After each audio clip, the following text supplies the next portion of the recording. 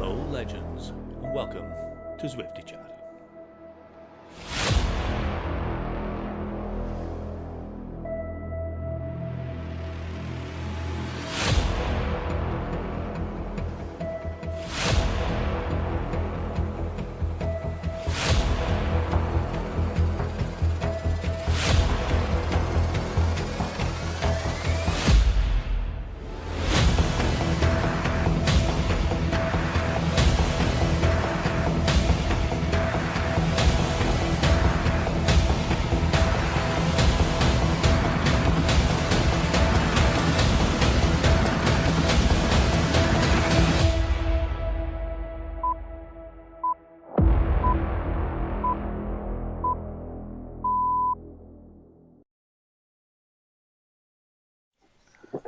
Hello, legends, and welcome to episode 19.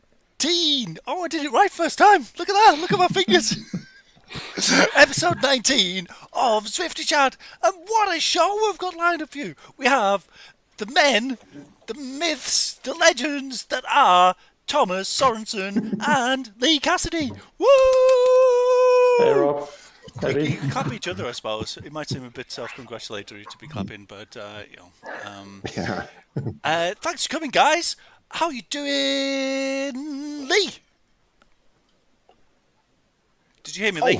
I thought it'd be Thomas first. He's the kind of guest of honour. I thought. Yeah, I'm good, thanks. I'm glad to be here. And it's, okay, but my first go on the new improved Zwifty Chat. Oh, I don't know if it's an improvement, but it's there. It's going. Yeah. Yeah. And how are you, Thomas? Great, thanks. Getting some recognition from the global media, that's a big thing. Yeah, well, you've been doing some awesome stuff since last we spoke live on the internet. So, yeah, been doing Danish Nationals, Zwift Games. I would say you're solidly now in the elite. You're in the elite category, whether you like it or not. You're up there, and very proud we are. Yeah, more elite than Donald Trump and Elon Musk. Oh no! Let's not do politics. Let's not do politics.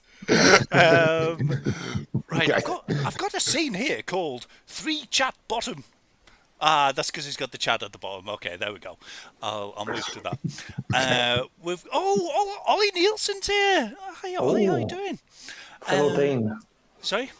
Fellow Dane. Yeah. Oh, Danes are everywhere this week. I keep bumping into Danes. Marky Mark, Taylor, Old Evo. We saw Dwayne, stroke OO, and was it Eric? Who else was in the chat? Kerry. Is it pronounced Kerry? Do you think it's Kerry? Lee, you know everything there is to know about saying stuff. Would you say it's Kerry? In other words, I don't shut up. I'd say it's Kerry. Yeah. We could just ask him. He's never corrected me. But what a crowd! They're awesome legends 1-0. Yeah. So today we're going. I haven't done an itinerary thing. I've been dealing with a member of Parliament at the UK Parliament has been bothering me about numbers, so I've had to deal with them all day, and so I'm not sure how does your democracy work? It should be the other way around, right? They should be dealing with you. It's surprising how little they know about their own constituents. Let's put it like that. And I shan't name the member or which party they represent, but it wasn't a very fulfilling experience. Right. Yeah, so we've got stuff to talk about, which includes, but is not exclusively limited to, the following. The new Zwift France routes. I can't remember if they were announced last week, but we could delve into them a little bit. The other stuff. I want to talk about whether we should have community standards, and assuming that the answer is yes, because it should be. Whether I should be the nominated enforcer of those standards. So we can talk about that.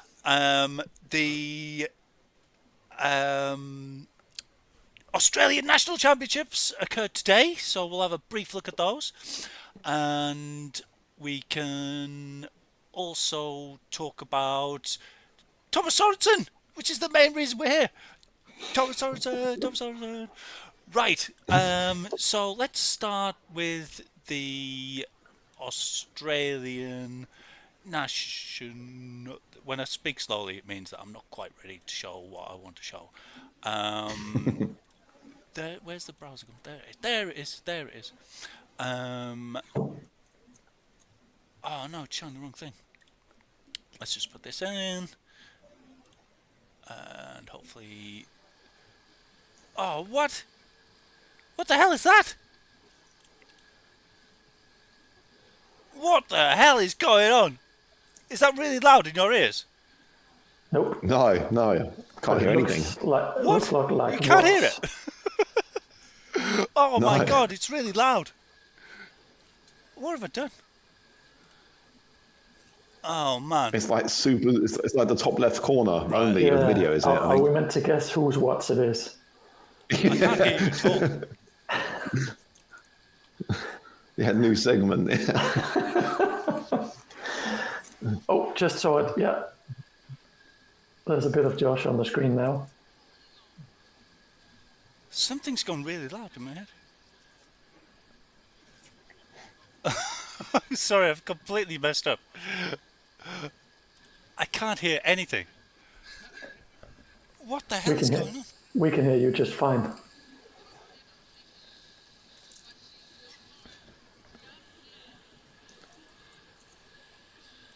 I think I can hear like something through Rob's mic. I think I can hear what he's hearing. Like coming It's through so his loud. mic. It's I that can't hear loud. anything.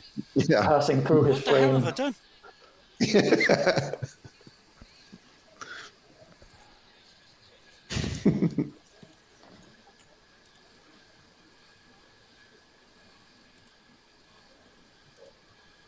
I've just got this really loud sound in my ear, like an engine roaring. Oh my god! Shut Maybe up! you started a video. Bloody hell. Yeah, I can hear the commentary from the national championships. Yeah.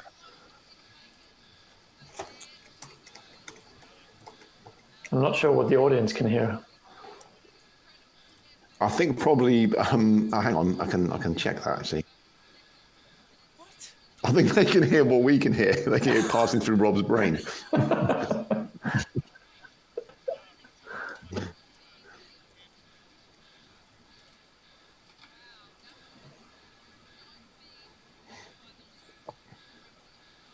So we can basically badmouth Rob on his own podcast without him knowing. Okay.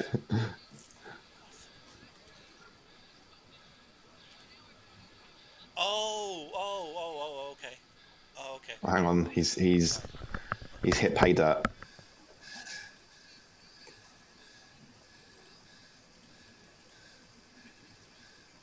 Sorry. Pop it out.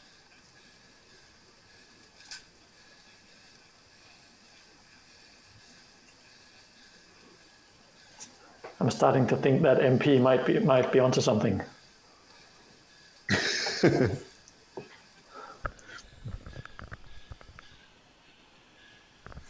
still happening. Oh my god, I can't stop it. What is going on? Was it that video of some Zwift watch you started? It seemed to start around there. Are you running some kind of video in the background? Where's this bloody noise coming from? He can't hear me. He can't.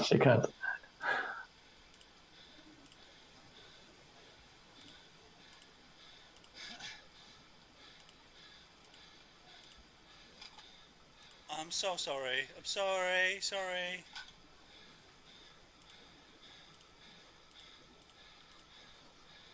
Oh man, this is so embarrassing. I can't stop this noise.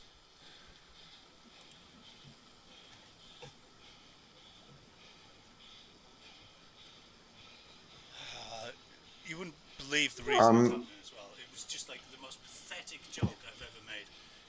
This is actually me beating you on Box Hill. And I was meant to show it as a joke, like, oh, how did that show? I know I can't get rid of it, but I don't know where it is. That's me panting as I climb up Box Hill. Doing the audio Classic, version. how did Where that get is in it? there? I don't understand. What? Oh man. So that's Rob breathing we can hear, is it? Yeah. We're gonna have to wait until the race is over, and then I'm riding down Box Hill. What? Can you not like Control Alt Delete What? and then like? What is causing it? Can you not bring up Task Manager and kill the application that's playing it? I just can't get rid of the sound. I can't hear anything.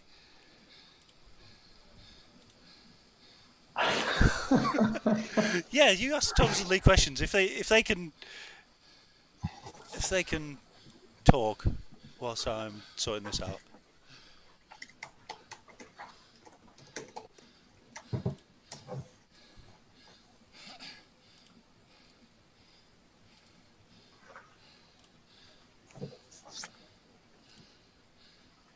Thomas, what is your favourite colour? That's what the people want to know. Any of them. Bold. The entire visible spectrum of light. Yeah, it's really my favorite. Yeah. I'm just so happy there is a spectrum.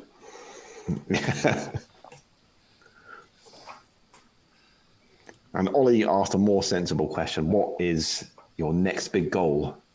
My next big goal, well, seeing as I'm recently retired from elite racing, I think my next big goal will be to, I think Rob said that's the video running. I think that's what's making the noise, the Box Hill video.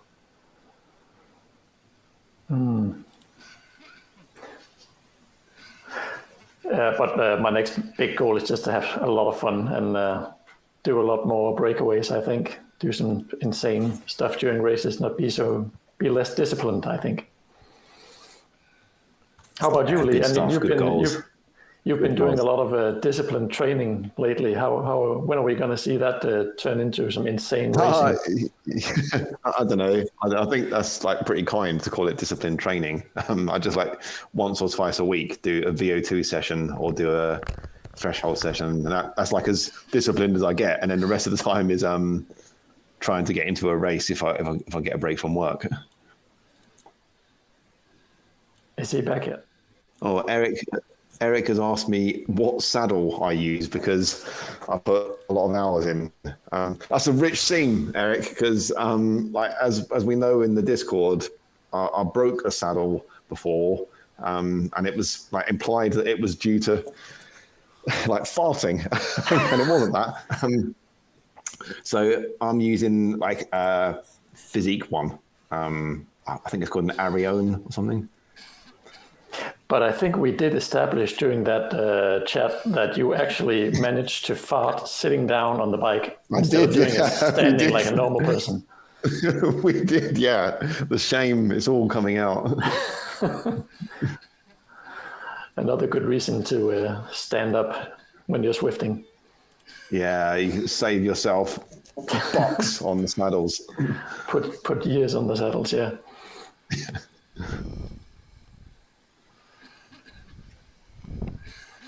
And Kerry's asked why you've retired. I'm really sorry.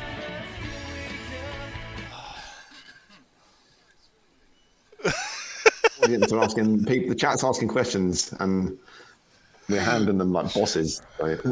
Thing is, because I've watched this race so many times of me beating Thomas, I know what's going on. I can hear myself. I've just stopped at the top, and I'm replying. I'm like composing myself and then swapping onto the. I think I got the Tron in that race, so I like switched to the Tron and then a race down the hill as well. So this is going to carry on for like 10 more minutes, and I don't know what's causing it. Can you just stop the video? I don't know where it is though. I don't know where that video is. I've closed all my browsers. Oh man, this is me sprinting down the hill. Is it still going? Is it still happening? Oh, he can't hear us again. He's back. Right, I think it's gone. Can I hear you now? It's finished. It's Can you hear finished. us? Yes, something has stopped Okay. it. Oh man, I'm so sorry. I don't know what. It's all That's right. such a pathetic joke to backfire. Oh, how could that get there? There's me beating you up Box Hill. Oh man, 10 minutes later. It would have been a great gag, but you kind of ruined it for yourself, didn't you? Yeah, I thoroughly deserve that. Right, I'm sorry. What I can't. I'm not even sure I dare show what I actually meant to show. No, but right. Let's try and show the Australian Nationals. I'm going to miss Tilly. So Tilly, everyone's probably seen or aware of Tilly on a bike, and yeah, she won the women's section, and Josh Harris was in the men's, friend of the show, previous guest, and he did rather well. Oh, what?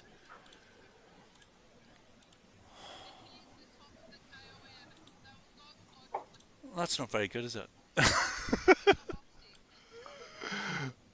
Right, let's try this again. Well, Let's if you're into logos. Try this again. I was zoomed in. So yeah, this is with about 200 meters to go. And the kid that is the lad that is up again is about I think he's only just 18. He was too young to compete last year anyway.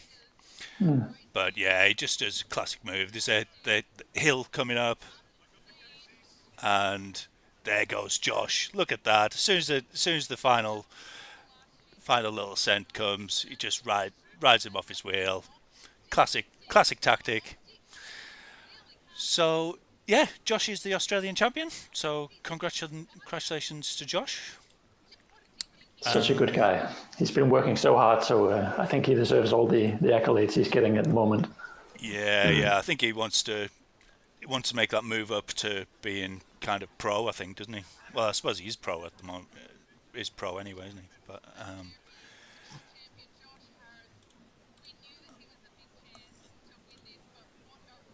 But I didn't get the setup. It looks like some of them are in some kind of venue together, and it looked like Josh was in his usual setting. yeah. So I'm just gonna. Oh, it's doing it again. The video won't stop. Oh man, what is going on? When I go away from the scene, it should stop, but it's like the noise is carrying on in my head, even though. Are you being haunted by the by the video? Yeah, so it's partial live event, partial. You could do it remotely. Obviously, it was nice for those who could go. But Josh lives in Tassie, doesn't he? So a bit out of the way. But yeah, did awesome. Australian champion. What did he come third in the worlds? Third or fourth in Zwift Games, something like that. Yeah, fourth or fifth, I think, but thereabouts. Yeah, so that was awesome. What do you think about France? Do you like France? France World. What, the real France place, country? or Well, or the Zwift place? the history, the culture, or the Zwift worlds. Well, the real place is lovely. It's full of lovely people and lovely places to go. The Zwift place, like the world before they've expanded it, is basically shit. It's really not very kind of great to ride in. But they had one brief go on Croissant on that course, and that looks kind of cool. There's a like 750 Croissant. It's called. Oh yeah. There's a 750 meter sprint on it, which is that's pretty big, and it kind of loops around and goes up a hill. So that's quite cool for a sprint. So that looks kind of quite interesting. Ooh, that does sound good. Yeah. You tried any of them yet, Thomas? Yeah, I've done a few. I did a race on Knights of the Roundabout yesterday. I actually like the route. I mean, I do like the bigger climbs, but this was fine. They had the Petit KOM about in the middle, and it kind of broke up the race in a good way. And it was nice to, it's just great new routes. Everybody's out, like the first day of spring. When you're out riding on the real roads, everybody's smiling. That's the feeling you get when you get on the new Zwift roads, and they're just full of people enjoying themselves. I really like the look of the pave bit, the Forest of Arenberg kind of bit. I thought the graphics looked pretty cool as well. Definitely. Were you on that bit? Yeah, sure. We did all. I think we did all the cobble sections. I like the Go on, Lee. You can speak. The hay bale sheep are quite cool. Really? They've got like the I don't know what they call them. I'm a city boy. I'm not a farm boy. But when when the farmers get all that hay together and they put it in that big plastic sheeting. And they've got like models of that, but they've modified them to look like sheep. They look like Shaun the Sheep from the Aardman productions. Oh yeah, Shaun the Sheep. Which is quite nice. Yeah. What happened to Shaun the Sheep? It was awesome. It was like one of the funniest things. Yeah, it was. So these are the new courses. Bon Voyage. They're all very Frenchified, the names, aren't they? They're kind of like cliched French phrases a bit, aren't they? Yeah. Bon Voyage. Medium length route. Not much climb. Oh, very flat actually. Very flat. Croissant. Do you like a croissant, as you know? You do, yeah. Very flat, short. So is that a kind of quick course, do you imagine? Yeah. Which one are you doing? Which one are you doing this weekend, Thomas? We're doing the Sacre Bleu for the Ecro Tour, equivalent of Paris-Roubaix. So looking forward to that. It might be a bit dull. I fear it's pretty flat. We only get across Aqueduct KOM a couple times, but otherwise it's flat. Let's have a look. But it's long, so at least we get a decent workout, hopefully. Yeah, well, I suppose Paris-Roubaix is essentially flat, but the hardness comes with the cobbles, which you don't get you're not going to experience the tiring effect of the cobbles, are you? Unless you're on a Tex Neo bike and forget to switch off the haptic feedback. I've never done one of them. Have you tried one? Yeah, we did the first the Danish Nationals last year. We were on a Tex trainer, and I totally forgot that they had that kind of feedback. So the first time we went over a wooden bridge, I was afraid my chain was dropping or something. I just realized a few seconds later that it was the trainer. Could you turn it off after that or not? Nope, not during the race. Well, you had it during the whole race? Yeah, no, just it's just when you go across wooden bridges or a couple sections. Right, okay, yeah, okay. Oh, blimey, what a lot of segments! Do you have power-ups in Ecro? Nope. Right, okay. Very simple. Fits my brain very well. Yeah, imagine trying to come up with a power-up strategy for that bad boy. Look at him. Yeah. Imagine the confusion when Zr.app do a race on that course. No power-ups, no power-ups. Yeah, I said there'd be power-ups. No one believed me, but there were power-ups. We had a good race this week against HCT again. I don't know if you saw any. I tell you what. Unless anyone's got anything else to say about France. Anything else to say about France? Nope. No, it gets too much airtime as it is.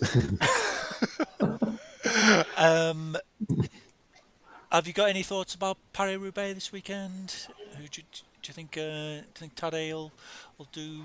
Well, he'll obviously do well. He's not going to be shit, is he? But do you think he'll win? Yeah, unless he gets it mechanical, I don't see anybody else beating him. Because all the people I've seen are still going with Van der Poel as favourite. They say the experience of riding it just makes too much difference. It's still flat, and on the flat, he'll have the advantage over Tadej. I just read he was still feeling a bit ill. I don't know if he was just downplaying his chances, but if he's ill in any way, he's not going to win that race. Yeah, you wouldn't catch me doing it if it was still though. I don't know what the weather forecast's like, but that might make a difference as well. In fact, if it was going to pour down, I doubt Tadej would even do it, would he? Just too much of a risk. Right. I think one of the best races I've seen recently, or that filled me with joy, was Mark's race. So Mark did. Oh, what the hell is going on? Oh man, I keep pasting things into the wrong places. That's why I get sound coming out of my ears. So. Which one of Mark's was it? Was it the Yeah. the Okio one? Yeah. Yeah. So cool. So I thought we'd just watch the end of that. Let's interact with them. Because he also did a blinder on ZRL as well. Yeah, he did. Yeah. So just approaching the climb, and I love this when a group goes off the front, especially in non-A races where you're like, it's unlikely that someone that they're going to be able to hold it both off the front just before the climb. So I love this because and Mark does a perfect job, not chasing them directly, but chasing the chasers. Just getting the awesome amount of draft, and of course they get caught right at the bottom of the climb, as they tend to. And he just keeps a. He looks in trouble, and his heart is going like the clappers already. He's like already nearly up at 190. He hasn't even hit the climb, and he does a really a good job of does the power could have come off a bit more there on the downhill. I always complain about people pedaling too much downhills, but yeah, it's pretty much. It sits in the perfect position, fourth wheel. That guy off the front's going nowhere, but he does look pretty desperate, doesn't he? It's like, oh, in his eyes, he doesn't look like he's about to launch a terrifying sprint, does he? It looks like he's on the edge a bit, but yeah. So if I was watching this, I was like, oh, it's got to collapse. It's got to collapse at the final bit. But yeah, just look at that. Even drops back a bit further. Back of the peloton, and he's not had the best 6 months probably. It's been a bit of a downturn in form, but last few weeks he's just been doing awesome. He's obviously been training hard. Yeah, really has. Actually, I saw somewhere that his heart rate monitor gave him an alert during this race when he crossed 200 BPM. Yeah. Oh really? I can't tell, but like, what the hell is going on? Yeah, I think he said you can hear it in the video. You can hear it. Oh, really? You can hear it beep. You can hear it alerting him. So I listened to it a few hours ago, and I had my headphones in, and just taking a break from dealing with members of parliament, and just when he launches, he puts on the Leroy Jenkins sound. Leroy Jenkins, yeah. Bloody hell!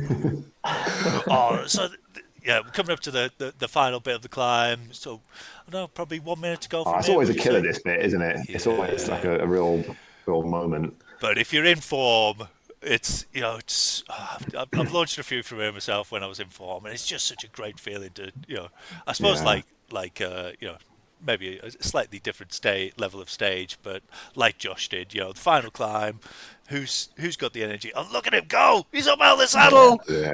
His race is tearing through them! Look at that! Oh, hits the front, keeps it down. Oh, he's on the 1% bid, so yeah, they're probably getting a good draft, but he ups the power again. That's a real a real kill. Yeah, hammers it now, pulls the hammer. Drops the hammer, off we go, onto the flat bed.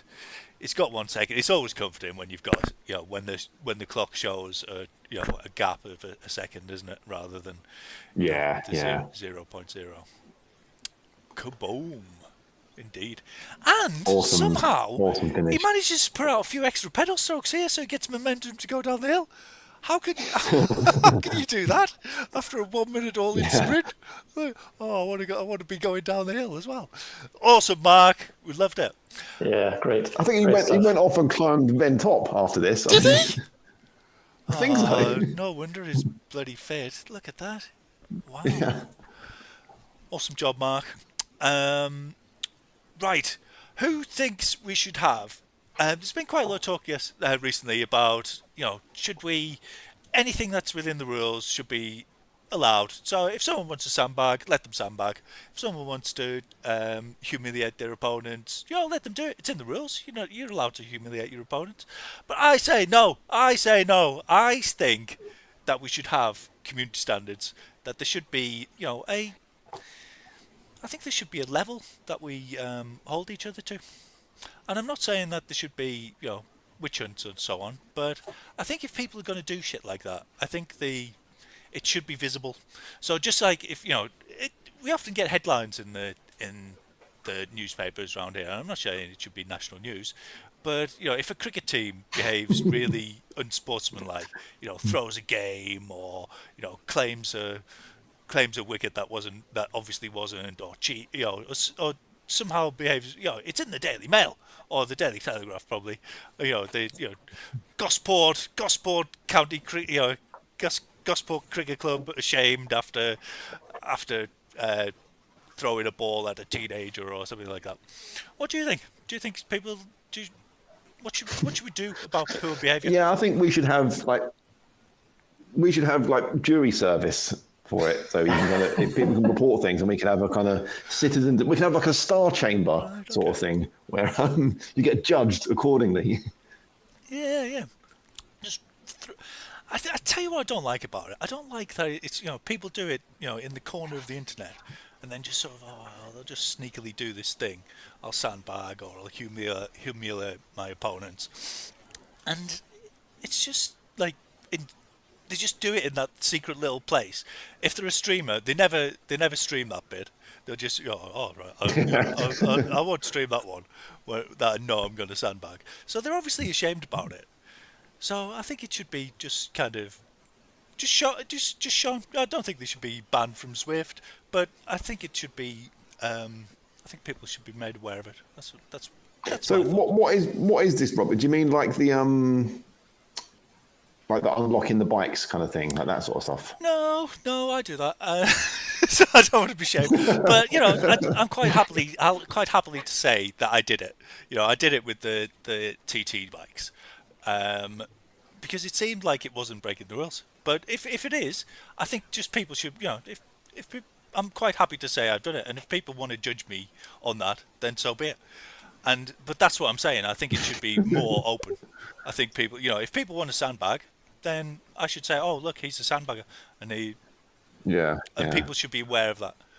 And if you get, I often see people in our Discord who've, they've lost a race, and I look at the results. I'm like, that's because that guy shouldn't be in the third category. He should be in the top category. He's just deliberately lost, 8 tiny races came last in 8 tiny races on Saturday in order to qualify for the race that he's just thrashed you in. He's just done that. So he shouldn't really be in your category. And, making people aware of that, I don't think that, it's not I'm not encouraging witch hunt, but I'm just like, you did really win the race because that guy shouldn't have been in there. Yeah. I don't know, so you can't. I don't think you can join the advanced pen now, can you? If you're in, I don't know what the ranges are, but if you're in the lower ranges, I don't think you can join the advanced pens now. I think they've limited that. Yeah, so they've limited it to 650. So, but you can easily be, win all the Z races during the week, go up to, 750 or something, and then lose all of the tinies on a Saturday. If you're prepared to do enough if you're prepared to do enough of it, then you could go down to 630 again, and then just win all the second categories again for a week, and repeat. And some people do that. I mean, I think like it's quite hard to like come up with a robust system that catches all this stuff. I think like selfishly, I think stopping people from joining the advanced pen is quite cool because it's getting a bit kind of silly that you join a pen, you join a race in the advanced pen, and it would just be like half the pen would be people in like with like really low scores already, but trying to get down to like the range below where where their score is. And that was just frankly, it's a shit experience to be joining pens for that. So now that stops, the race that I did where there was seven of us. And by the time we got to the end of the pier, there was only 2 of us racing, and there was some so woman. 5 of them are just trying to. There was some woman in there who'd been doing the B race, like Tour of Watopia or something. She'd been doing them every lunchtime, and she'd obviously joined. She thought she was doing the equivalent by joining the. Oh, she thought she was doing a tour, race. So she was just pootling around at like 1.5 watts per kilogram. And there was a race to try and be behind her. They were like, "What? This person's really determined to lose this race. They really want to come last." All these like B racers were trying to do 1.5 She's kilograms. pedaling along, she's pedaling along, just having a sandwich and like taking it easy. Yeah. Right, that's all I've got to say about that. But actually, it wasn't really sandbagging because people are sandbagging and so on. But it's even poorer behaviour, such as humiliating your opponents, where you actually do beat them. So people are winning the race, streaking ahead, doing a solo victory, and then stopping before the line to allow everyone to pass them, and that just stinks in my view. And it should it should just be it should be made visible, is my view. Right. What else did I have to talk about? Thomas, mainly the whole reason that we're here. So last year you did the Danish Nationals and did that. You had a great time, would you say? Yeah, it's a great experience when you're used to sitting in your shed and then you get a chance to get out and show your hairy legs and meet some of the people you race against and be at a live venue with an audience. That's a very cool experience. And so when you did it last year, were you like, yeah, I definitely want to do this again, or as often as I can, that kind of thing? Yeah, definitely. It was a really cool experience. And the Danish Federation made an even bigger deal of it this year with a bigger venue and a deal with the television network. And so cool. Yeah, it was like a proper. I mean, it was like it's a sports arena, isn't it? I suppose. I think 2,000 seats actually. Really? It wasn't anywhere near full for our event, I should say. But it was on telly, or the main one was. Yeah, the elite event was broadcast on television. Yeah. Bro, so did it inspire your training during the year? Did you right? I'm going to be even better next year. No. I'm not. I was going to say, Thomas doesn't train. I'm not disciplined or ambitious in that way. So, of course, after doing it last year, I did know I wanted to do it again this year, but I didn't train specifically for it in any way. Right. So. But you do take the nutrition kind of bit, at least the kind of weight loss bit aside, Thomas, don't you? Because you take care of what you're eating and. Don't want to get too scatological about it, but you do kind of take that kind of part seriously. Yeah, well, that's it seems an easy way to gain some watts if you lose a few kilos during the days up to a race. That's a pretty easy thing to do. So a shortcut. But in general, just eat fairly well, exercise, Yeah, I think that's one of the things I've gotten out of Zwift in general, just being inspired to eat better, think about what I stuff in my head and kind of trying to get the right balance between different kinds of calories. And I'm really enjoying that part of life right now, finding new ways to use and abuse cottage cheese. Cool. And so it started off with the qualifiers. There was quite was it 5 races? 6. Six. Yeah. And all went reasonably smoothly, did it? I think there was. Yeah, I knew, since I knew most of the guys from last year, I was pretty confident that I could get in the top 16 without too much fuss, and so I did that, and then during the last couple of races, I had the opportunity to try and help a few teammates qualify as well. Right. When my own qualification was secured. So. Oh, I wish I'd brought that video up. But there was who was the guy who was in the last one in the Innsbruck race? What happened there?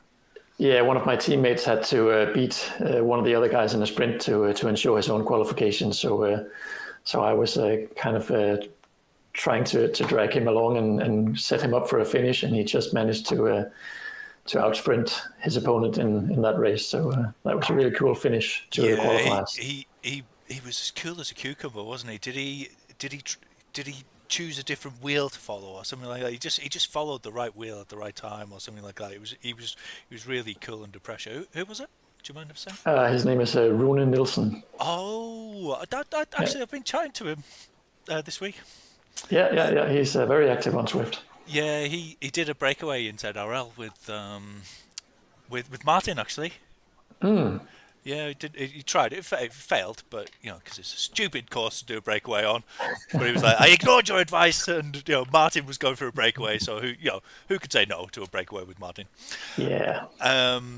Though he said no to me once, and I've still not forgotten.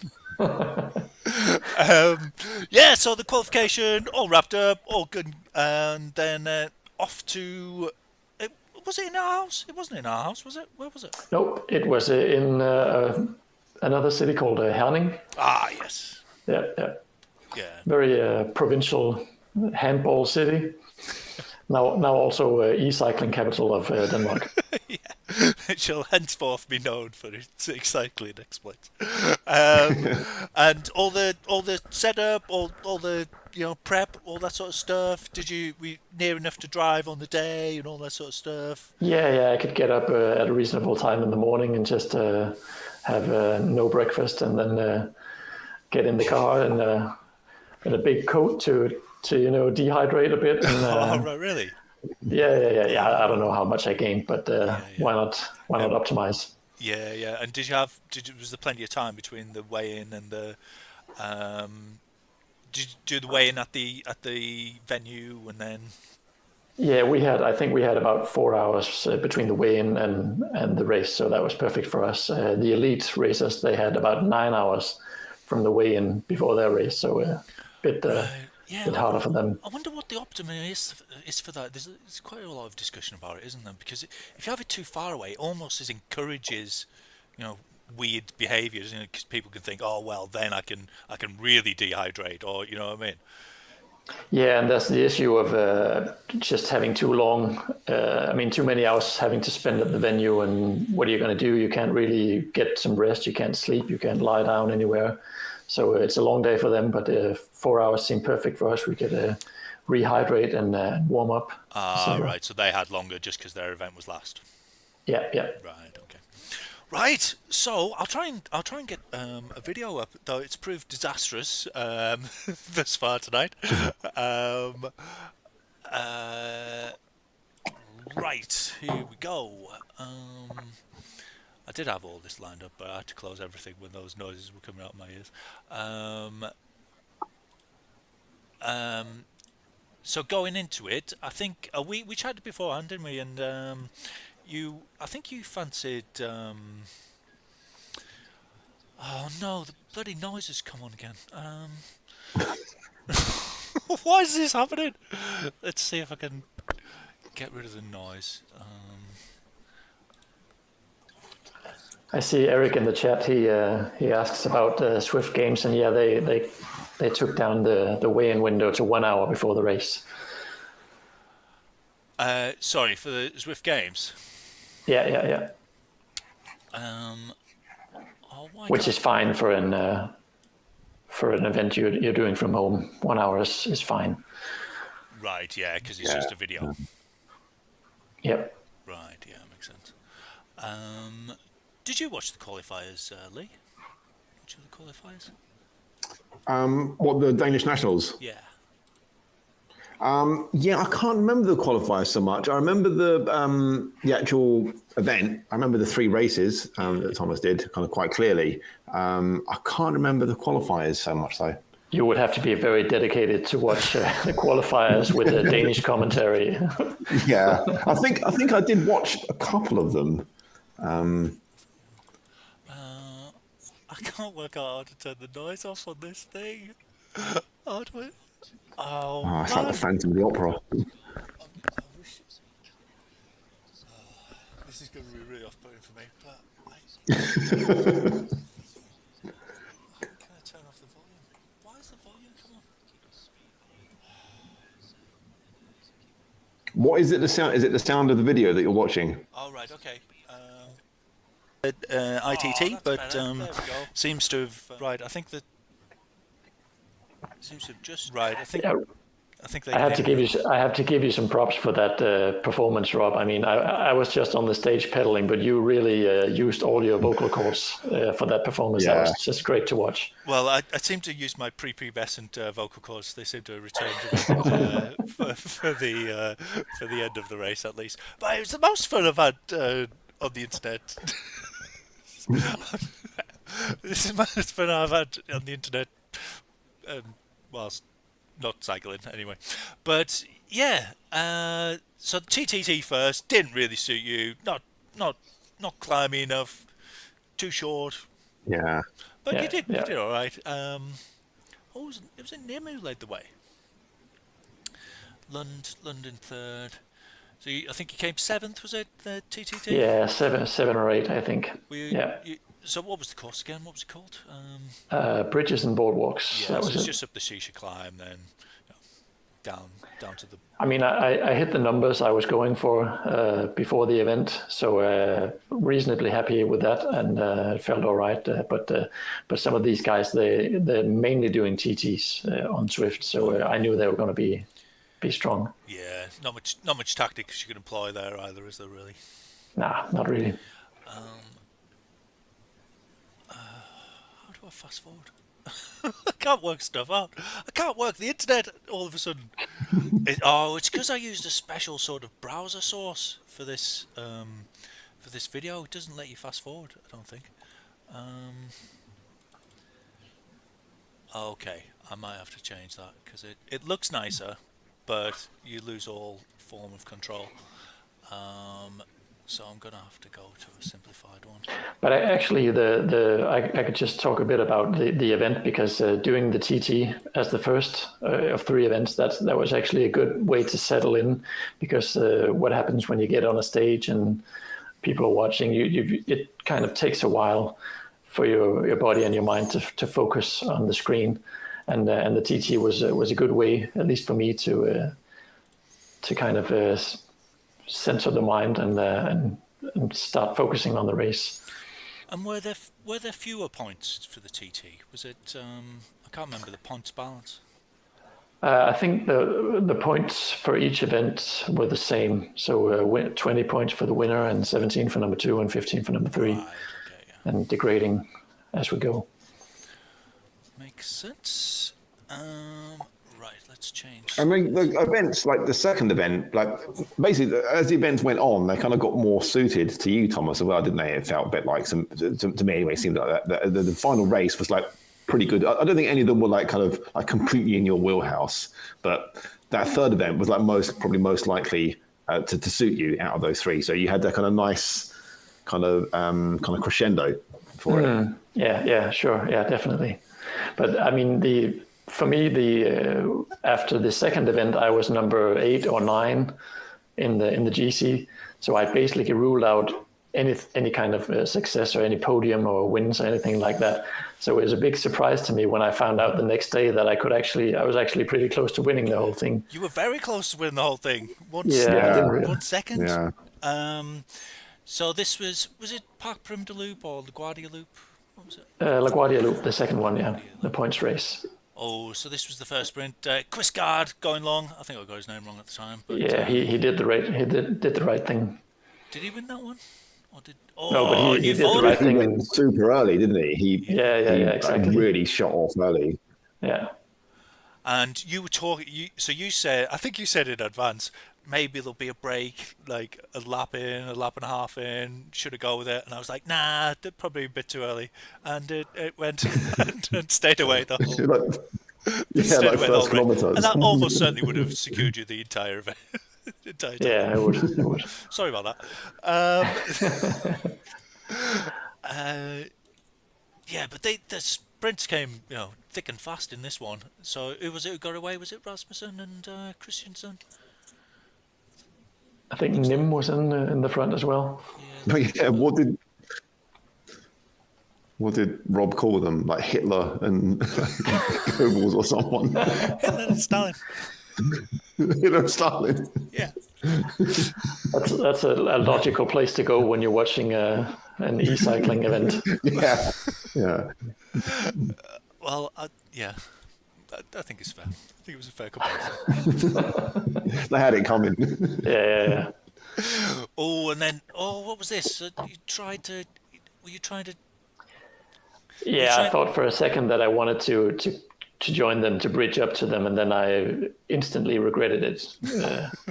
I miles away. Miles off, aren't they? Yeah. Yeah, 9 seconds is a long way. I thought you were doing a Holden move where you were just trying to get the pack move in to try and bring them back. But Let's go with that explanation. That sounds very clever. Yeah. But yeah, you did some. I didn't realise you didn't move down in places. I suppose because of the breakaway, they both moved up, did they? Yeah.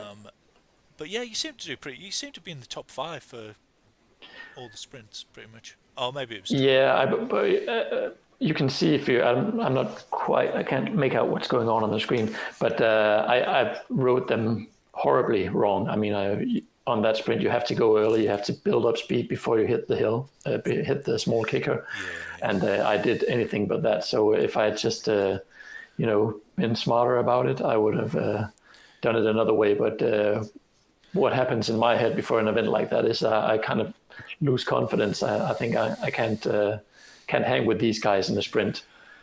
Yeah, I mean, you did put out some massive numbers. Your sprints really come on this year, isn't it? It's been I'd say the biggest change in your racing, would you say? Yeah, definitely. And since I don't have any cycling background, so it's been largely getting acquainted with the technical side of things, how to stand, when to start kicking, and what cadence to use, and things like that. That's really been key for me.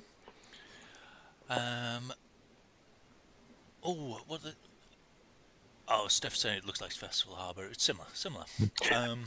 And Thomas, how present in the moment on this, like, say this second stage, like, are you like kind of pretty tunnel vision focused on the race, or are you like present in, like, you're aware of like where you are, and like kind of that you're aware there are people around you watching and so on? Is that like factoring into it? I'd say after the first event, I was pretty dialed in, not really thinking around anything, but the screen ahead of me. At that point, it's really not much different to what I do in the shed at home. Okay. That's pretty cool. But did you ever look over to see, if the two guys who were off the front, do they look comfortable? Do they look? Well, I think the only time when I remember doing something like that was in the third race, when I bridged up to Lund, and we were sitting 2 spots apart on the stage. So I looked over to him as I bridged to him, and he flicked the elbow. I've been out here for a quarter of an hour. In real life, he did. Yeah. And I just remember Really? laughing Did he do the elbow in real life? Yeah, he did. Oh, that's pretty cool. What? Yeah, it was a cool moment. So I think I scoffed at him at that cool. second. I was tired as well, but you might have done 15 go. minutes, but I've just done a 3-minute all-in. Yeah. But that was one of those moments you don't get at home. I mean, when I think back, that's what I remember from that race. It was unfortunate that didn't show much like coverage of the venue. I don't get that. They didn't do that at the World Championships either, and it's just that's what you want to see. You want to see the humans suffering and see their effort in the faces. Yeah. I mean, I was very critical of the My Whoosh team or whoever did the broadcast, because they're professionals. Apparently there's 20 of them. It's a bit harder to be critical of them here, but it would have been nice to they're volunteers who are doing it. Awesome, It looked like, Thomas. I remember at one point you could see like there was a dude kind of wandering around with like a kind of big kind of shoulder mounted camera. So it looked like it was kind of serious stuff that they were using. They did have the opportunities. They did have some shots of people on the stage, but I'm not sure if there was a technical issue or something. But in my opinion, they should have used that a lot more. Yeah, in fact, I don't think I saw you the whole event until like maybe I don't right at think the we end. did. Yeah. Yeah, that's a bit of a shame. Because I wondered if you were going to be wearing the Danish jersey for the event. Is it? No, a bit no. of a flex on them. Yeah, not allowed to do that. No. Okay. What really? How come? Because it was an official cycling federation event, so we had to get up there in the jersey from the club we were representing. Oh, I see. Okay. Yeah. Yeah, makes sense. Okay, so that was a pretty cool race, though. You certainly got the heart pumping. It was. Yeah, I mean that was another issue for me. I mean, when you don't have a big background in cycling, you're never really sure about your numbers, and getting on a stage and doing a race on neutral equipment. That's and seeing that I can actually put out my best sprint numbers ever in an event like that. That was a great thing to carry on. You were hitting like 14 watts per kilo on stuff, weren't you? Yeah. I was light on that day, but even measured in watts, I still did some of my best sprint numbers on that. So that was a really really good thing for me to take home. And then third race. This was a bit of a weird start. What happened there? I remember this. This Quisgard went off the front. And he's not your teammate, is he? I thought he was your friend at the start. I got completely mixed up. Never met him before. He seemed very keen to point out that he was no, definitely not my friend. But yeah, you went off. I won't talk about your interpersonal relationship with Quisgard. But yeah, you went off. He was like, right. So did you just think this might be the chance? It's unlikely, but might be my chance. Or were you dissuading him from going? As I said before, at that point, I didn't think I could do anything in the GC, so I just thought that let's see where this takes us, and maybe he'll be crazy enough to pull us away. I knew I wasn't going to pull very much by myself. He looks like he's got a few raw watts on his legs, doesn't he? Yeah. He's a big guy, definitely. So and he didn't have much of a chance in the GC anyway, so why not just see what he wants to do? Well, yeah, and if you're going for the GC win, then you wouldn't want to chase either, would you? Like, well, they don't. They're an irrelevancy, aren't they? Exactly. So it might just work in the. It's like, it's week 3 of the Tour de France, isn't it? The people get the domestics get a chance to win and that sort of thing, don't they? Yeah. Yeah. So that was. But that stayed away quite a while, actually, didn't it? You go into the park, and they obviously caught in the end. But then a little later on, I have got the time written down. It's 48. Oh no, 102. 102. You must have watched this race more than most Danes have, Rob. Yeah, probably have, yeah. I did. I loved your move. Your move was awesome. But this is where Lund gets away. Yeah, down on the banks of the Thames, when so many historical events have taken place. Yeah, so he's super strong.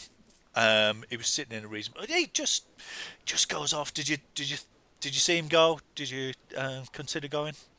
Yeah, both my thighs were cramping, nearly cramping. Oh, you've been in the early move as well, haven't you? As well. Yeah, so my thighs were really in a bad shape at that moment. So I was just ready to let him go, and I know what he can do on flat roads and on longer efforts. So I thought he was gone, and only decided later on to make a move to follow him. Yeah, so his lead did. Oh yeah, look at him. Oh, what a marvelous specimen of a man is. Bloody hell, he was away. So that was 1 hour 2 into the thing. He was away for 13 minutes on his own. Yeah. 13 minutes. I can't forgive him for flicking the elbow. That is class. I do like that. And then I'm not sure if he was being brought in. I think his lead got a bit more than that, didn't it? But it was down to about 8 seconds when it came to the escalator, and then. So had you pre-planned this? Yeah, I looked at the route beforehand, and I saw, the escalator is an excellent place to make a difference, and there's an uphill section over the bridge afterwards. So that's what you want if you want to make a break. You have to have a bit longer distance to make a difference. It's really hard to tell if you've got a gap in this, isn't it? Because the speed's relatively slow because the escalator's so steep. But yeah, then it just opens up, doesn't it? It's just like, right, suddenly he's got 5 minutes, and I start losing my shit. Yeah, you see the numbers of the chasers, they're going down, and nobody's really picking up the chase. So at that point, you're just thinking, yeah, go for it. As I said, I didn't think I could do anything in the GC, so this was basically just to get something out of the day to make it memorable. It was such a great move. I really am. Yeah, I remember watching this, and everyone in the chat thought this was absolutely amazing. This was it just kept building and kind of getting better and better. This last part. Yeah, when I rewatched it at home, it was just amazing to hear Rob's very high-pitched squealing and seeing you guys so excited in the chat. That was almost as good as being there myself. His wife's screaming at him. She wasn't. She doesn't care. Yeah, and then you made the catch. I forgot the name of the cenotaph. I was going to talk about the cenotaph as well, quite a lot. I was like, I just completely forgot it. But that's where he caught him. He caught him by the cenotaph, and I'll just fast forward a little bit. Yeah. And off you go together, and so this is where the elbow flick came, is it? Just when you caught him, just when I catch him, I look over and he flicks the elbow, and I laugh at him. But I know at this point that I want to go all in on this break. I'm not just gonna sit in his wheel and. Yeah, well, there was only 5k to go from here, maybe a bit more, 6k. Yeah, I was actually I was pretty sure we would stay away at that point. For some reason, when looking back, I can see our leads down to 6 or 8 seconds at one point. So it wasn't sure in any way, but it felt safe at that point. Oh, now when I was putting this clip together here, I did see. I would say it's a mistake that you made. Did you spot your mistake? As you here we go. So I was like, about time for Thomas to take the front. Look at the speed. Look at the angle. Thomas takes the lead.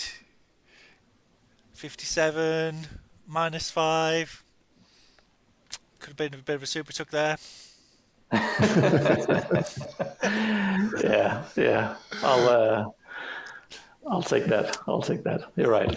Always look for those little marginal gains. But yeah, a couple of guys bridge over at the bottom. Can't remember who it was. I was booing them. No, don't move on. was it Rasmussen and Madsen? Rasmussen. Yeah, Madsen. but as it turned out, that was actually I should have realized that during the race that was actually key to why I could have won.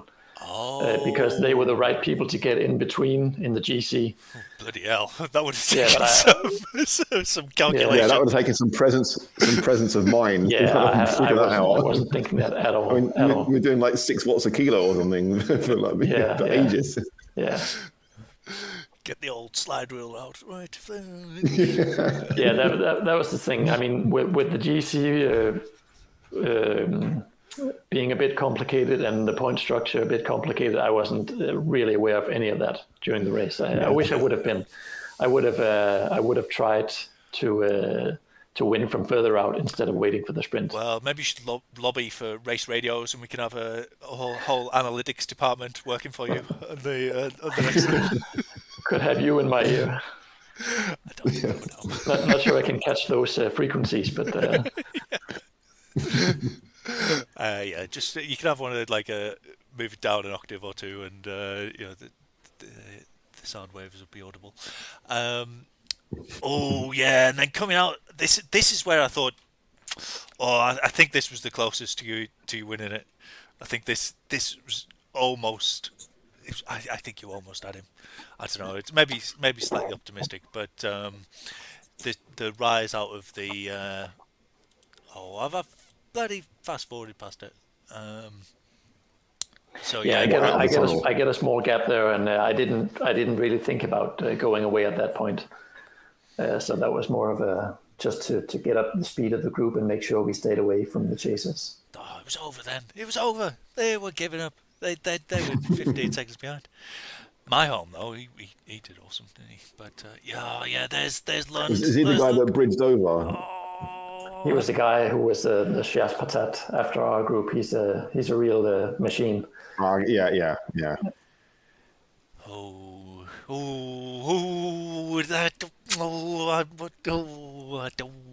Sorry, I'll stop saying no.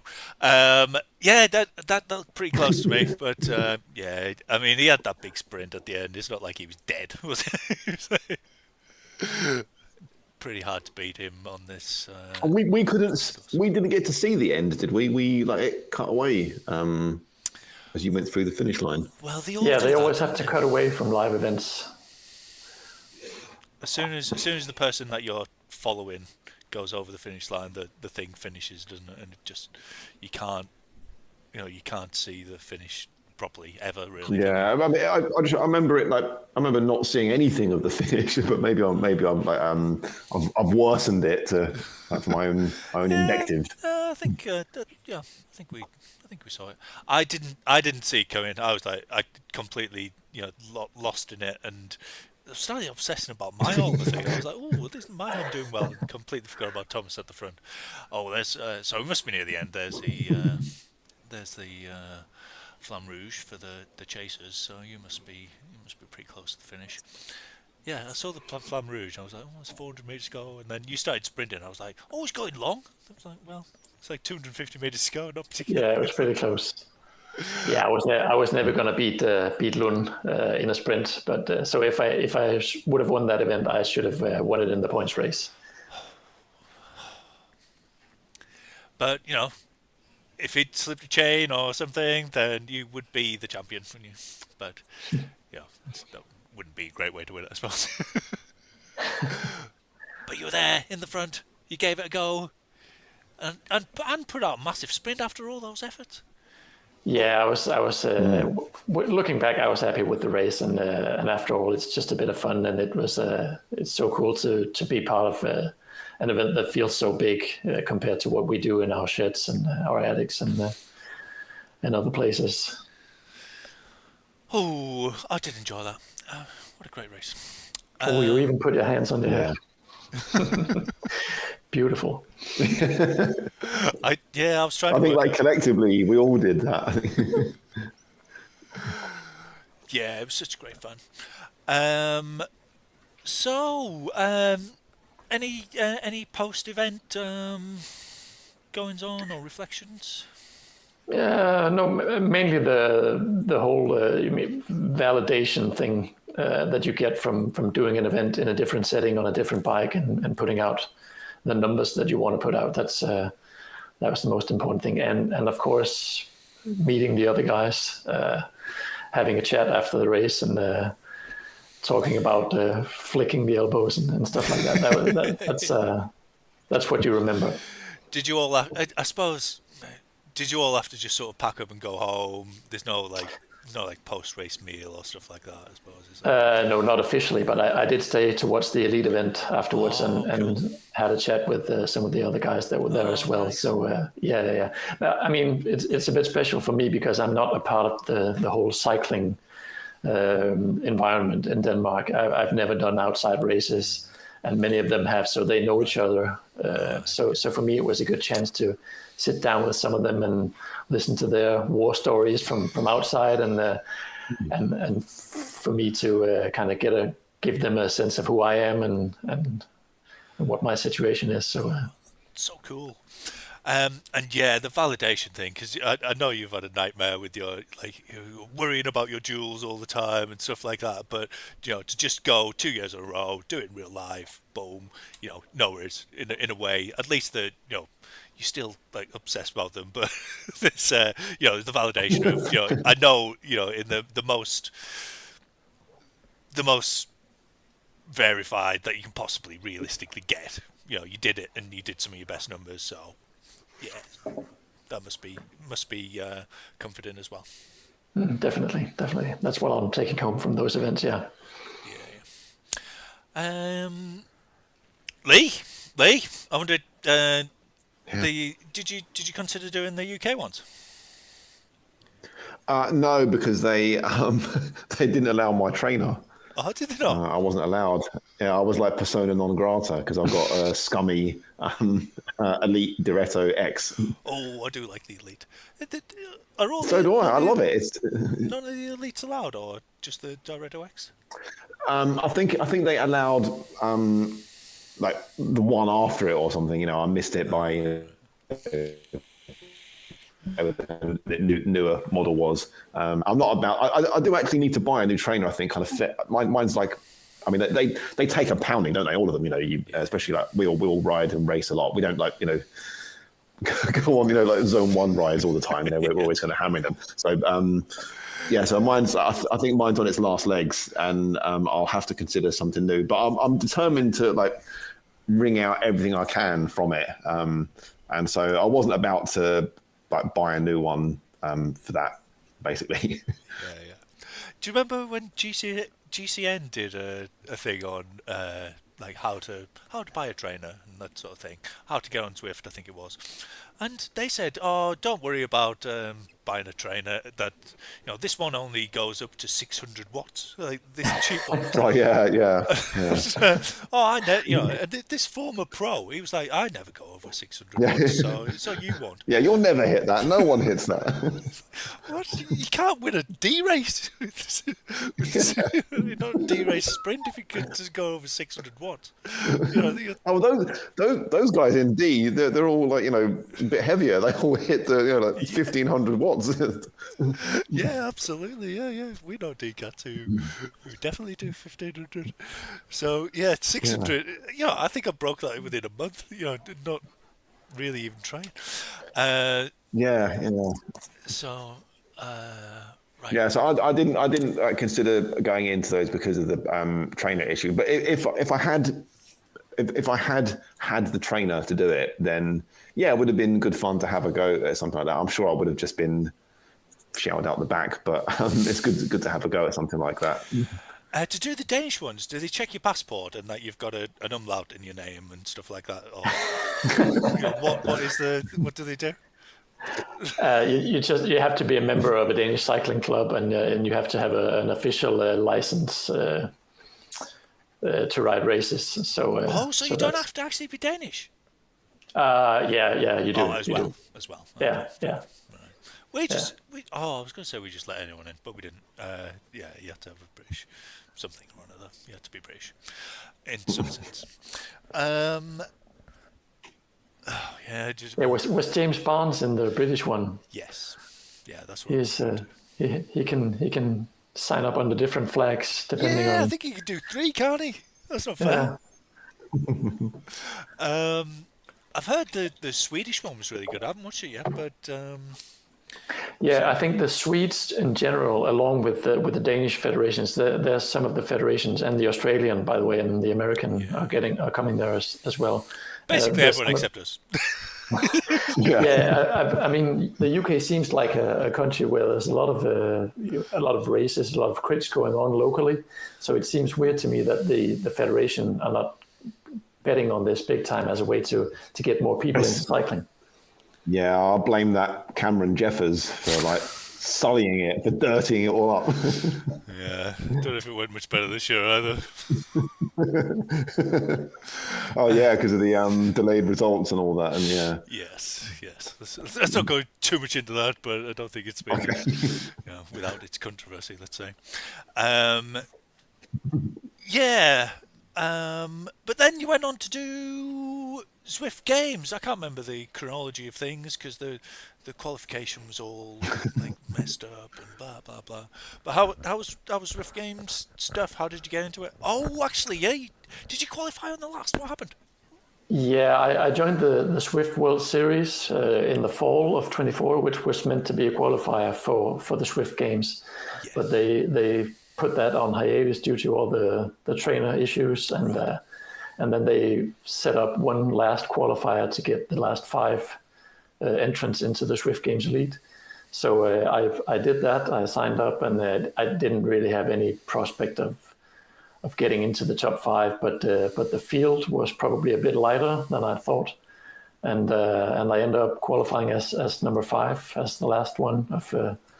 Was it a Richmond race? Is that right? Yeah, the loop around, I think it's called. Oh, yeah.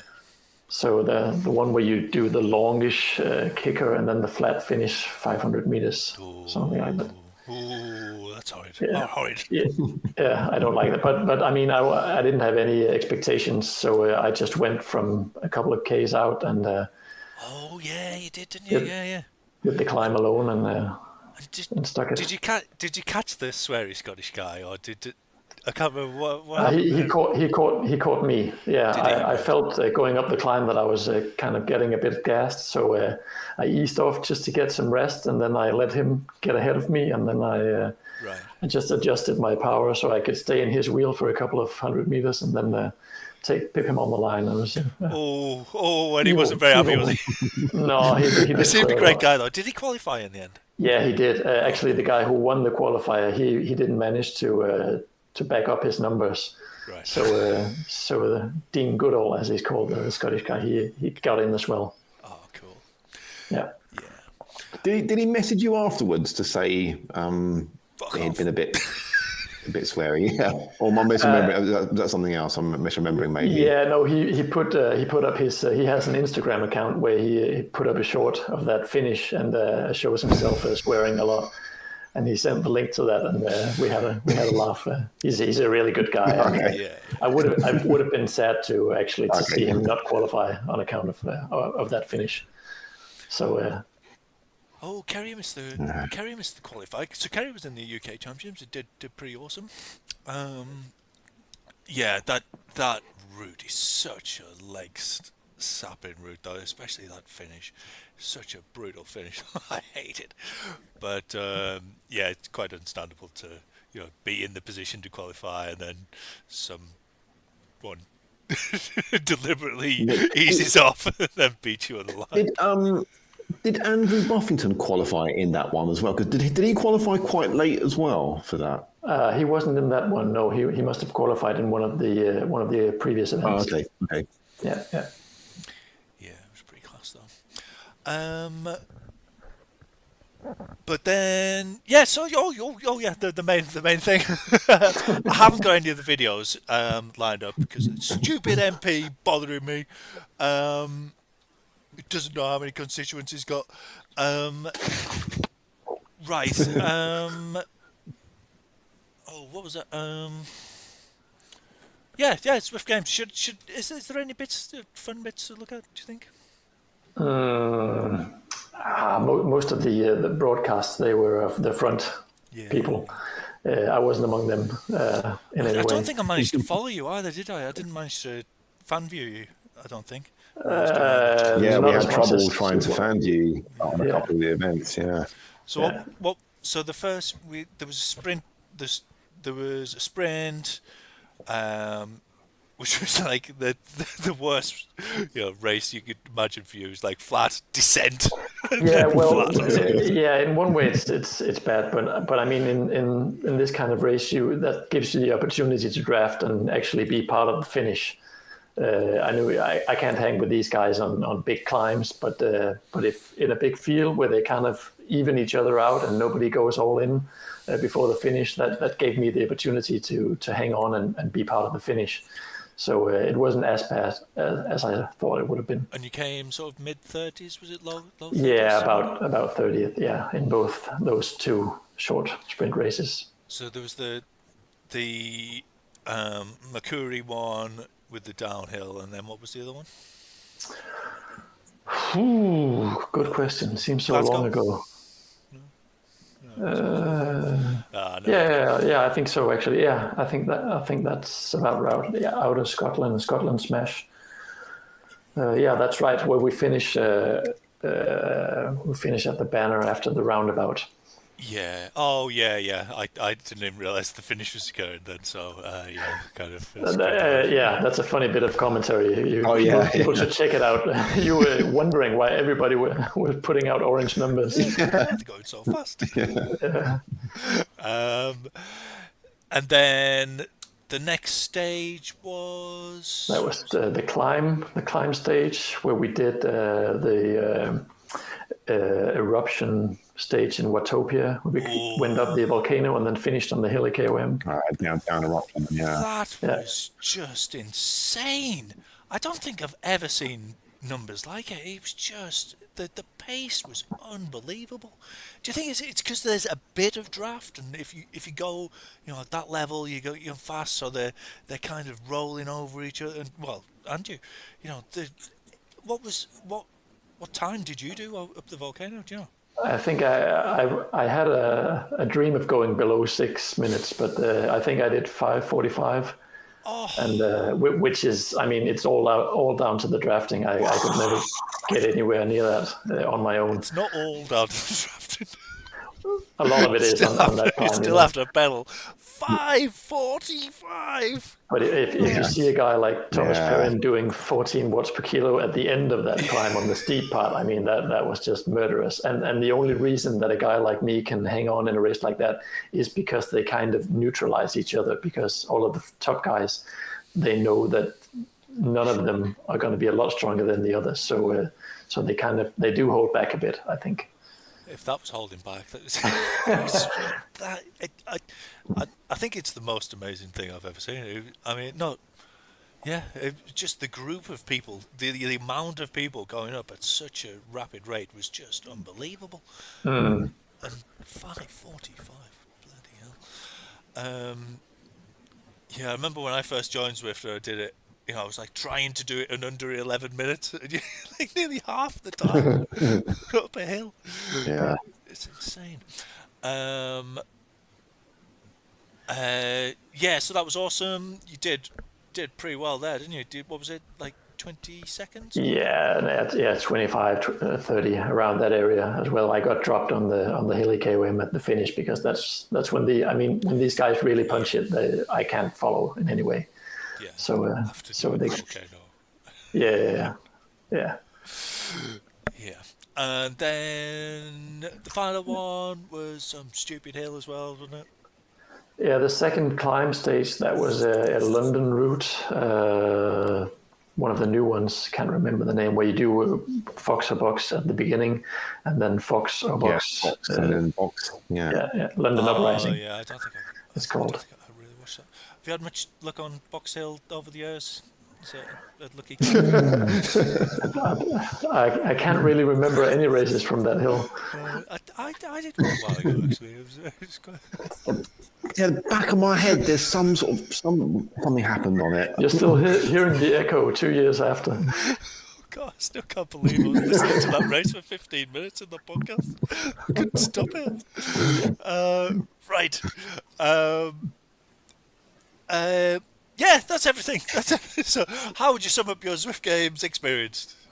Well, it was great. I mean, so cool to get to race against the best guys on Zwift and kind of be a part of that community as well. And even though I'm not gonna be close to following those guys when they really punch it, but just getting a feel of how fast they're going, and the volcano is one example.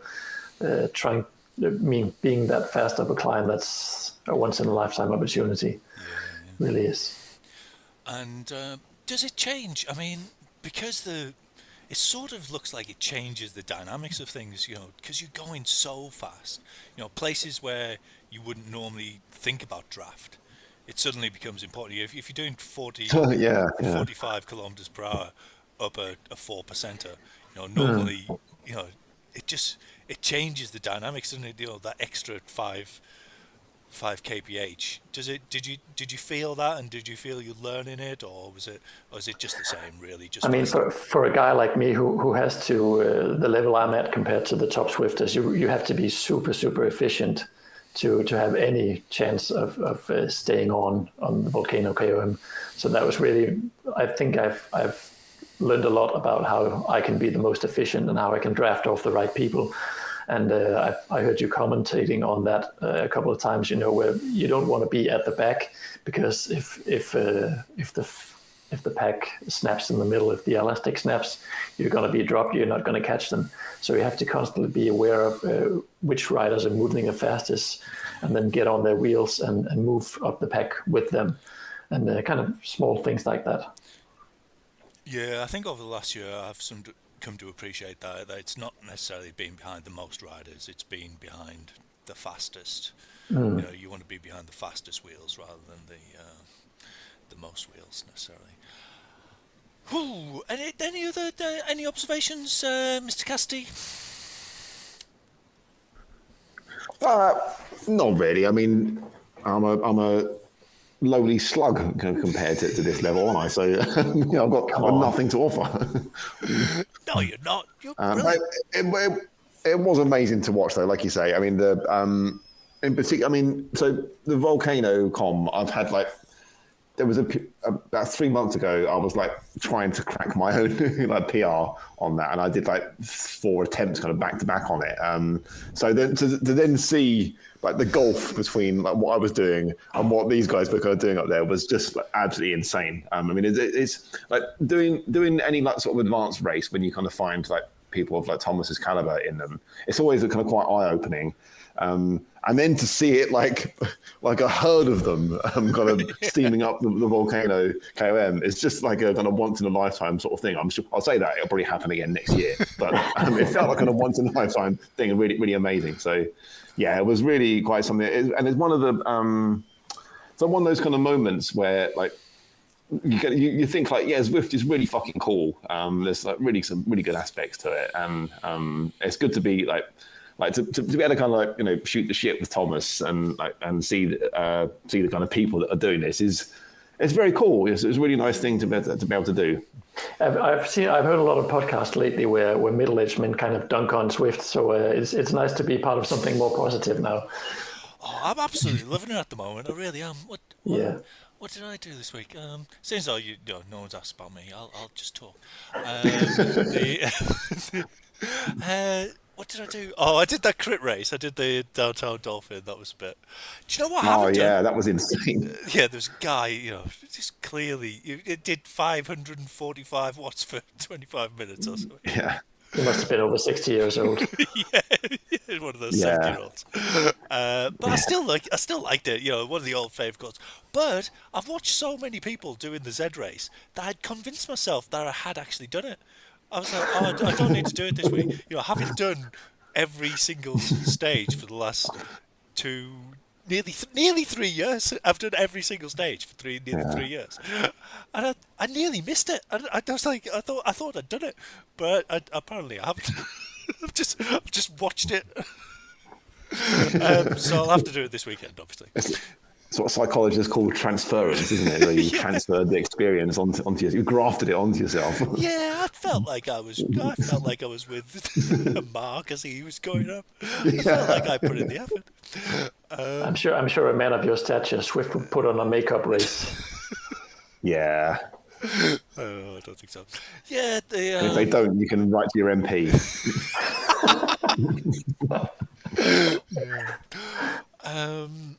I'm loving all the loads of just loads of nice changes. I like the new worlds. Lightning socks, I haven't got my head around. I was going to talk about lightning socks, but I don't know what they do yet. Does anyone know what lightning socks do?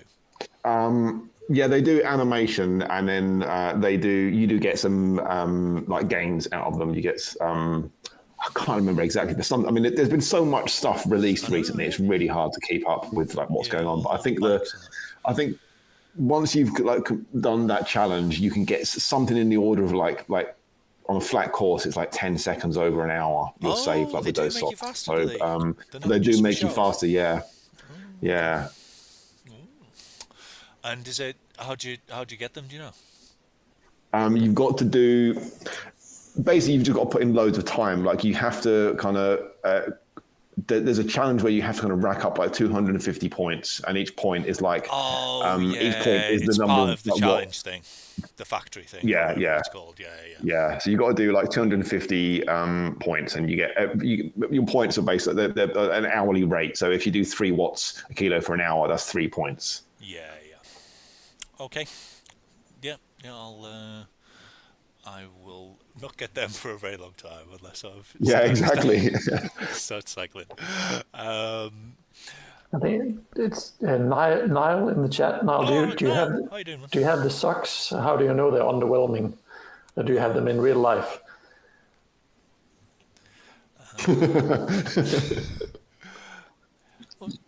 What's Eric saying for the standard height stroke weight Zwift inside rider? Oh, okay.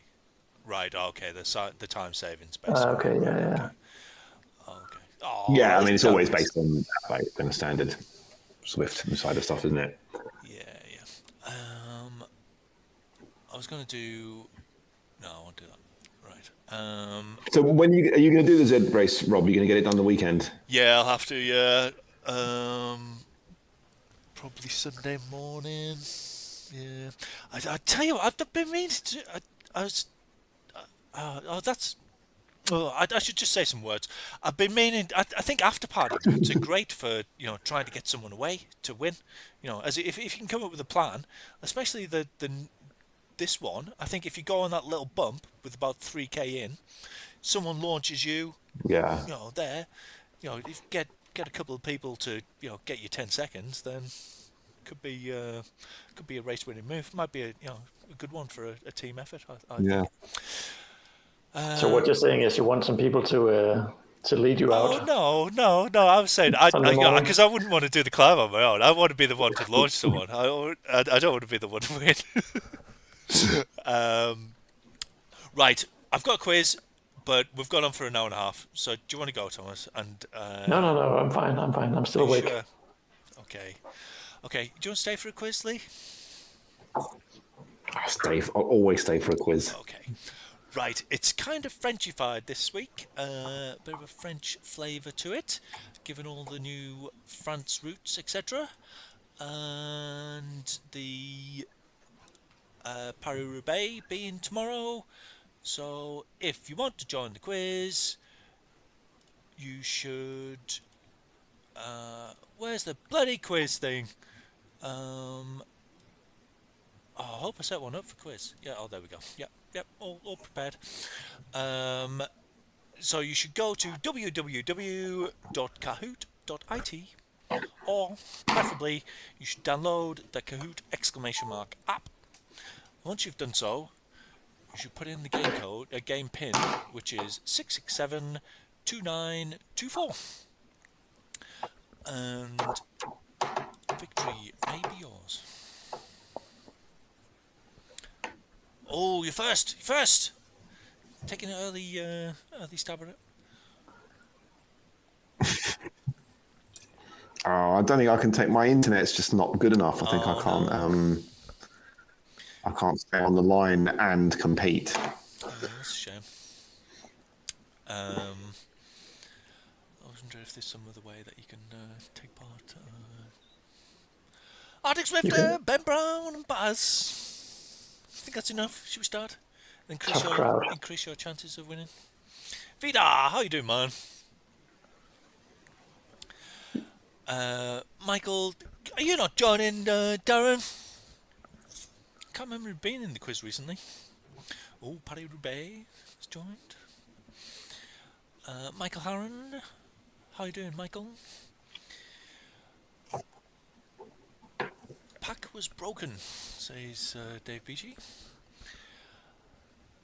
I'm losing again. So someone up the villa Ooh, who could be up the villa? Do we know a Midlander? Oh, Lee, you're in. Sorry. Looks like Lee joined. Oh, you're in, Lee. Nice one. Unless someone's pretending Yeah, I to be think fake I'm you. in. I think I'm in. Yeah. TK, right. Who would do that? What sort of loser would do that? Gary's in. Oh, I think we'll core it. 12 of your peers. Core it. Okay. I think 12 sounds a good number. 12 angry men. Though did someone coming back again. I think we should make a start.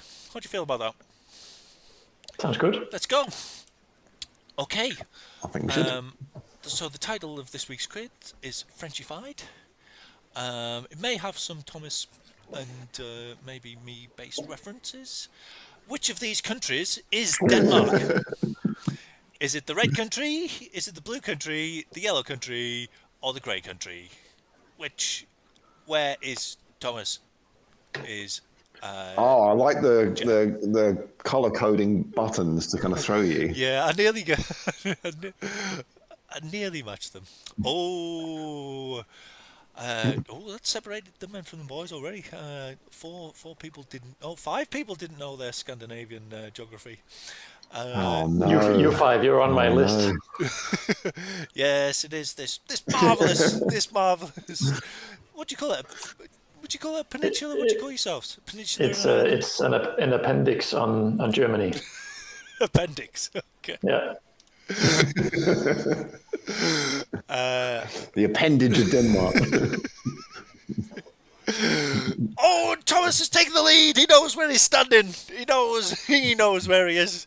If there's one thing you can always say about Thomas, he knows where he is. Which com is this? You may remember it from a race that we once did. Is it Box Hill, Zwift, Aqueduct, or Actobahn? I think there's 2 of them that I could potentially have beaten you on in the past. And everyone. So people know more about me beating you than they do about Denmark. I'll have to do a podcast on Denmark. You can do one of your kind of lecture rides. This is where I am. Yeah, a big map and a pointing stick.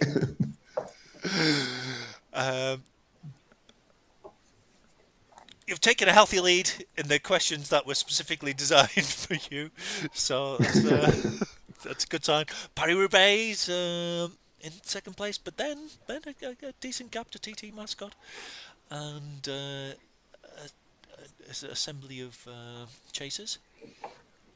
Question 3. Which of cycling's monuments happens this weekend?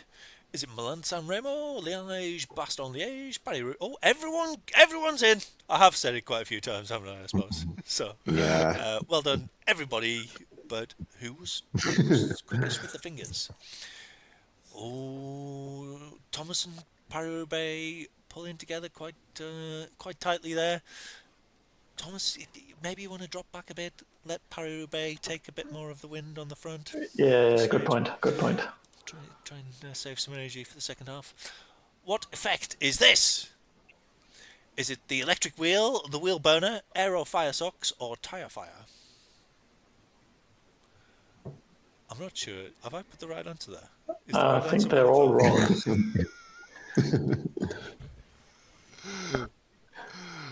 I think they're called aero fire socks. I think that's what Zwift Insider called them. I copied and pasted it. I'm pretty sure I did. If anyone wants an argument, piss off! It's my quiz! I'll say what the answers are. I apologise if it is wrong, but I'm pretty sure I copy and pasted that from Zwift Insider. I didn't know what I was talking about. Dave Beach's Paris-Roubaix. He's a man you can work with.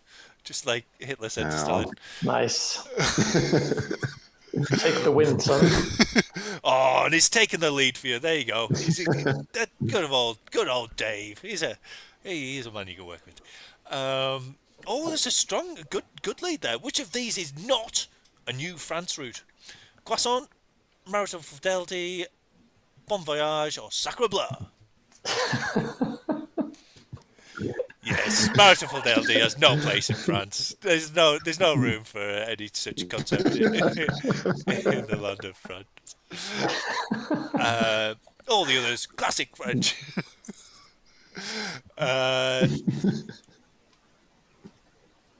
Oh, Thomas Ott sharing the lead. This is beautiful teamwork between you and Dave Beachy. This is wonderful. Stick with him, let him screw him over in the final question. That's right. TTT and then cross the line first. Yeah.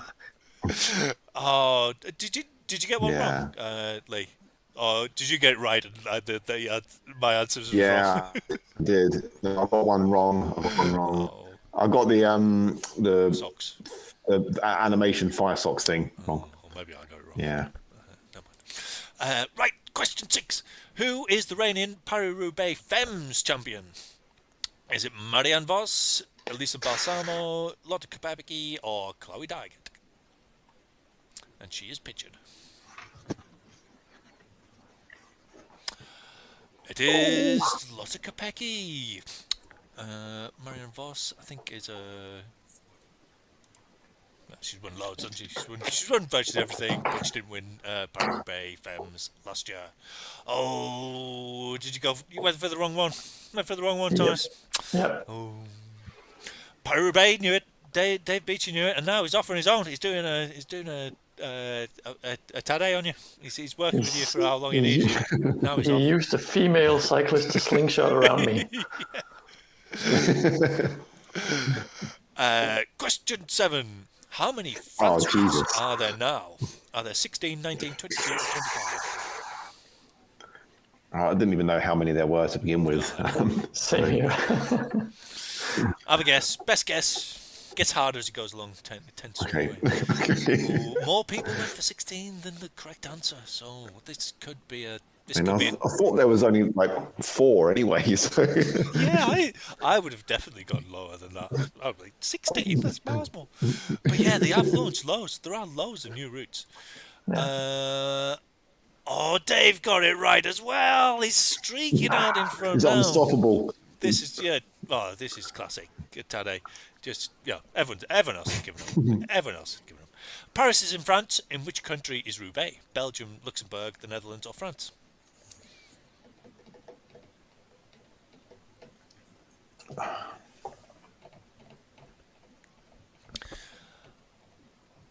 And I tricked you all! I tricked you! Yeah, it's just in France. It's all in the north of France. So yeah, Roubaix is in the north of France. It's even a French word. I mean, come on, you shouldn't let me trick you like that so easily. And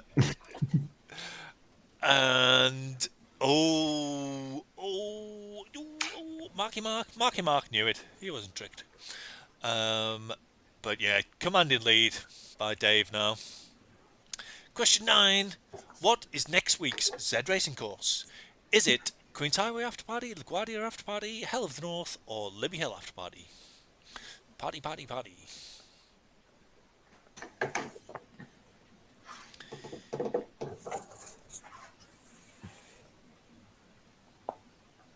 It is LaGuardia After Party. It's Queen's Highway After Party the week after that. Probably will appear in the quiz again. If you want to take note. Although next week's Easter, so I don't think there'll be a podcast next week. And Hell of the North is the last one, I think. How are you going to mention your wedding then, Rob? You need to mention the church. Of Queen's Highway After Party. Yeah. Is it in one of the Yorkshire courses has got the you can always crowbar that in there. I got married. I got married now.